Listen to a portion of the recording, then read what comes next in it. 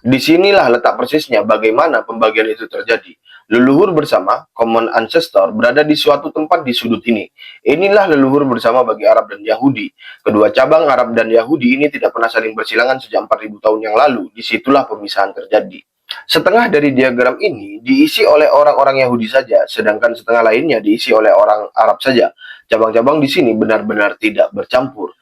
Oleh karena itu, kita melihat dengan sangat jelas pada diagram ini adanya cabang Yahudi yang murni dan cabang Arab yang murni. Artinya mereka tidak pernah bercampur sejak 4000 tahun yang lalu. Keturunan Nabi Ibrahim berada pada J1 adalah hal yang bersifat qot'i, pasti.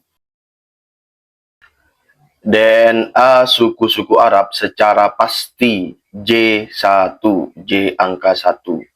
Dan afiliasinya terkait dengan semua garis keturunan. Tulisan ini merupakan translasi dari video ini. Nanti linknya saya letakkan di kolom deskripsi video ini ya. Di sini saya bacakan translasinya. Ini dijelaskan oleh Dr. Adil Al-Ashram bin Ammar. Kemunculan bangsa Arab pada haplogrup genetika dan klasterisasi suku-suku murni pada haplogrup J1, J angka 1. Assalamualaikum. Apakah bangsa Arab muncul di semua haplogrup dalam kurung lini keturunan genetika? Dan haplogrup mana yang paling dominan bagi mereka? Tentu saja, hasil tes genetika orang Arab muncul di semua haplogrup. Artinya pada haplogrup utama.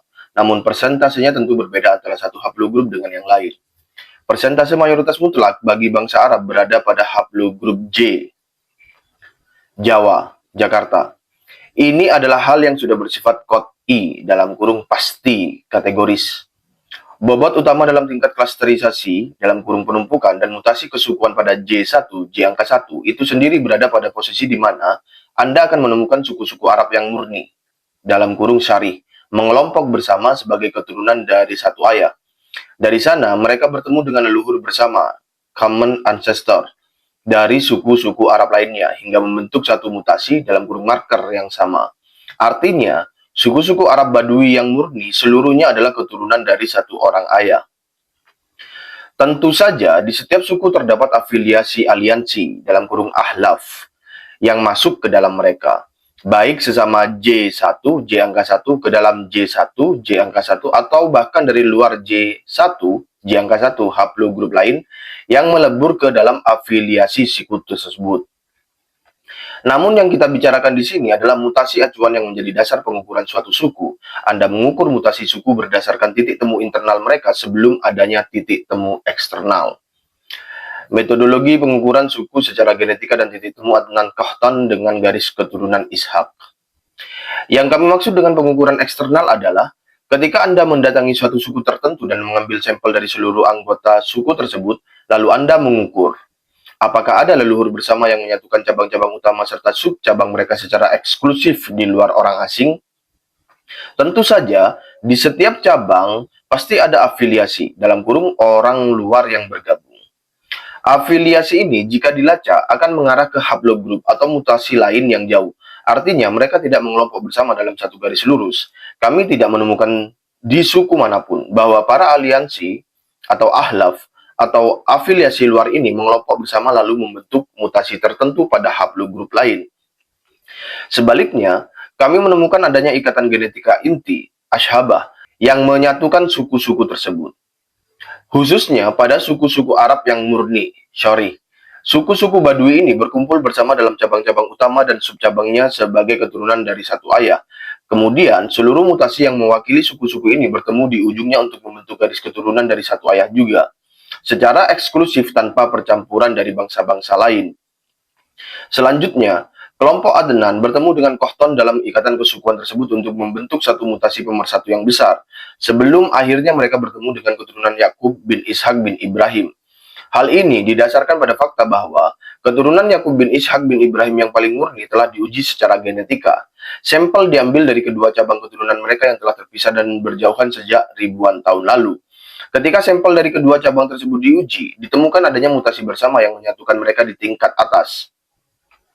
Titik temu pertama antara mutasi dalam kurung keturunan Ishak ini dengan mutasi Arab yang menyatukan Adnan dan Kohton berada dalam perjabangan kesukuan. Pengukuran ini adalah pengukuran berbasis kesukuan, dan pengukuran kesukuan seperti ini tidak kami temukan kecuali pada haplogrup J1, Jakarta Angka 1. Tidak ada pengukuran kesukuan yang valid pada haplogrup selain J1, Jakarta Angka 1. Penyebaran hasil tes Arab pada haplogrup lain dan hilangnya keselarasan etnis. Sekarang, sebagian orang berargumen bahwa ada sampel atau hasil tes orang Arab yang keluar pada haplogrup lain. Ya, benar.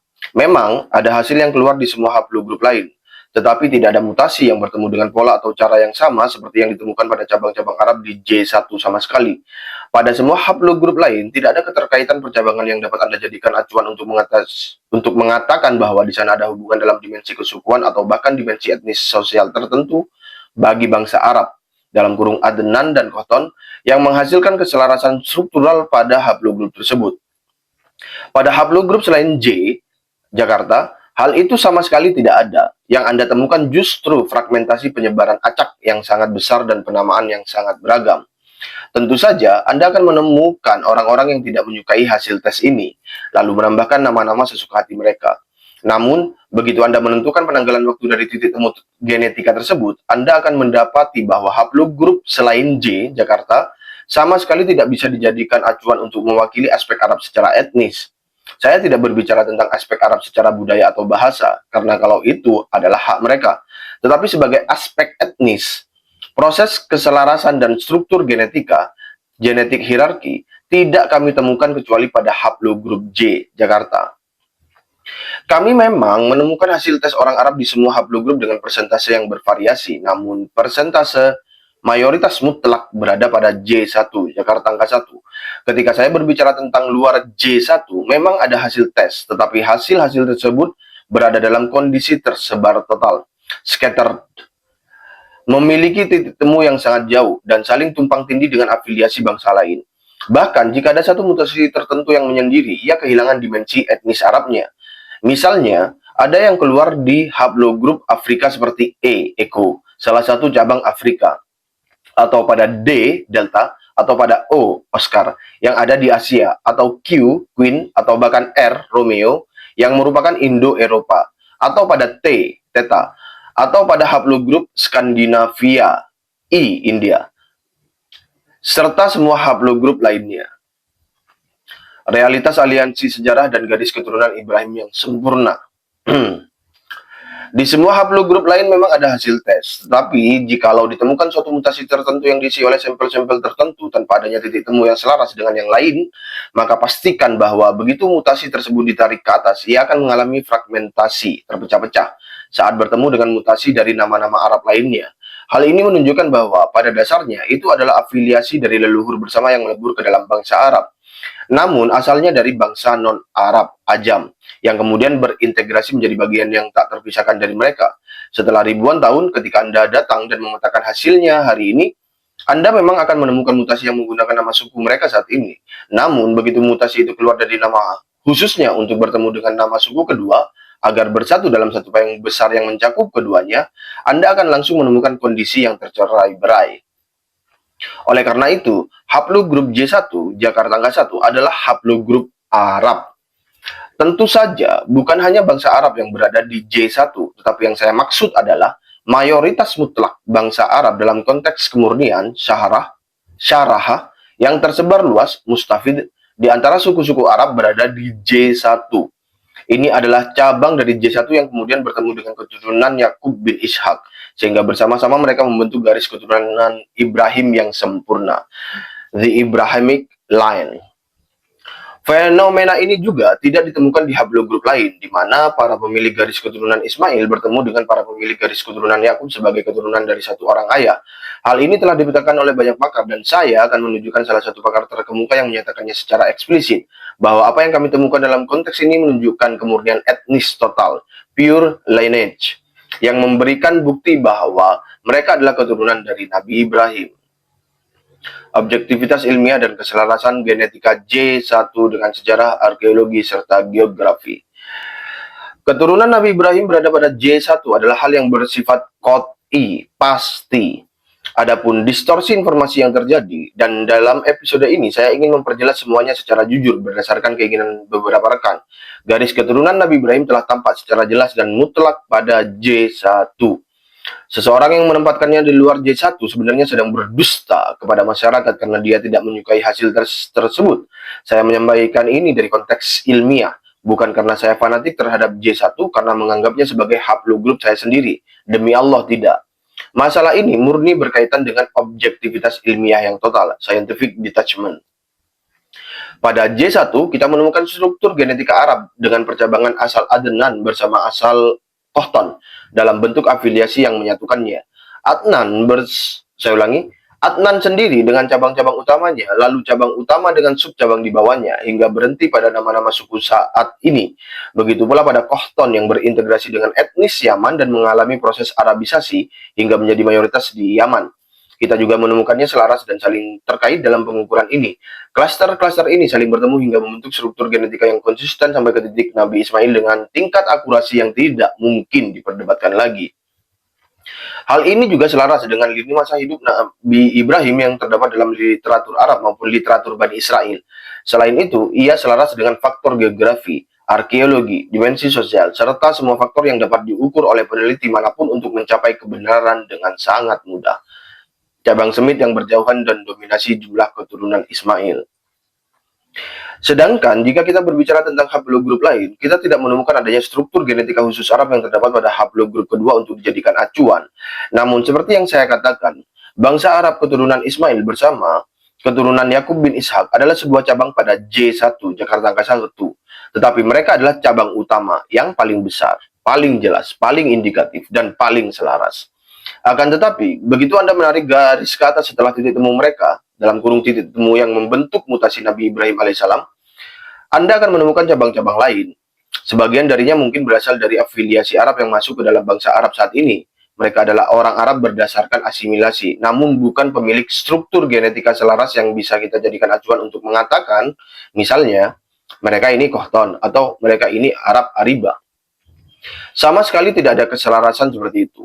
Yang ada adalah kondisi fragmentasi, dan kedekatan mereka berada dalam pola yang acak, bukan terstruktur. Hal ini menunjukkan bahwa bahkan mereka yang berafiliasi dengan mereka berasal dari cabang-cabang semit yang saling berjauhan, yang kemudian melebur ke dalam identitas Arab dan naik ke atas hingga berhenti di haplogrup J, Jakarta, dengan pola fragmentasi yang sama. Jika Anda melewati J1, Jakarta Angka 1, Anda juga akan menemui haplogrup lain dengan pola yang sama, di mana Anda sama sekali tidak akan menemukan struktur genetika yang menunjukkan representasi aspek etnis di luar J. Mengapa saat ini J1 dianggap sebagai haplogrup Arab, bahkan ketika melewati fase setelah Nabi Ibrahim dan dalam konteks pelintasan etnis, dalam kurung, di mana etnis Arab setelah Nabi Ibrahim berada pada keturunan Nabi Ismail? Karena pada dasarnya kuantitas dan dominasi J1 sangat jelas pada etnis Arab, khususnya pada keturunan Ismail, mengingat mereka mendapatkan keberkahan jumlah yang jauh lebih banyak daripada cabang-cabang semit lain yang berhubung, saya ulangi, yang terhubung dengan mereka di haplogrup J. Ini adalah hal yang sangat jelas. Oleh karena itu, saya ingin menjelaskan hal ini dalam format yang ringkas bagi sebagian rekan yang bertanya tentang hal ini. Penjelasan bagian silsilah dan pemisahan historis antara Arab dan Yahudi dibandingkan dengan bangsa Slavia. Sebagai catatan, agar segala sesuatunya jelas dan dapat dipahami, Anda dapat memeriksa pohon silsilah dari buku Anda di sini. Disinilah letak persisnya sebagaimana, saya ulangi, disinilah letak persisnya bagaimana pembagian itu terjadi. Leluhur bersama, common ancestor, berada di suatu tempat di sudut ini. Inilah leluhur bersama bagi Arab dan Yahudi. Kedua cabang Arab dan Yahudi ini tidak pernah saling bersilangan sejak 4000 tahun yang lalu. Disitulah pemisahan terjadi. Di manakah letak drama dari bagian ini? Setengah dari diagram ini diisi oleh orang-orang Yahudi saja, sedangkan setengah lainnya diisi oleh orang Arab saja. Cabang-cabang di sini benar-benar tidak bercampur. Ada sekitar 13 cabang di masing-masing dari kedua belah bagian. Jika kita hitung secara perkiraan, totalnya ada 25 cabang. Bisa dikatakan bahwa itu adalah suku-suku Asbat Bani Israel yang kita kenal, ditambah dengan 12 hingga 13 suku Arab. Oleh karena itu, kita melihat dengan sangat jelas pada diagram ini adanya cabang Yahudi yang murni dan cabang Arab yang murni. Artinya mereka tidak pernah bercampur sejak 4000 tahun yang lalu. Hal ini berbeda dengan kasus orang Rusia dan Belarusia di mana semuanya bercampur satu sama lain. Tentu saja, jika kita memeriksa diagram apapun dari bangsa Slavia, kita akan melihat bahwa antara orang Rusia dan Ukraina terdapat leluhur bersama di setiap cabang tanpa adanya pemisahan. Semuanya saling terikat. Namun, pada kenyataannya, faktor peradabanlah yang menyebabkan pembagian tersebut di kemudian hari. Sampai jumpa di episode berikutnya. Saya pamit undur diri. Wassalamualaikum warahmatullahi wabarakatuh.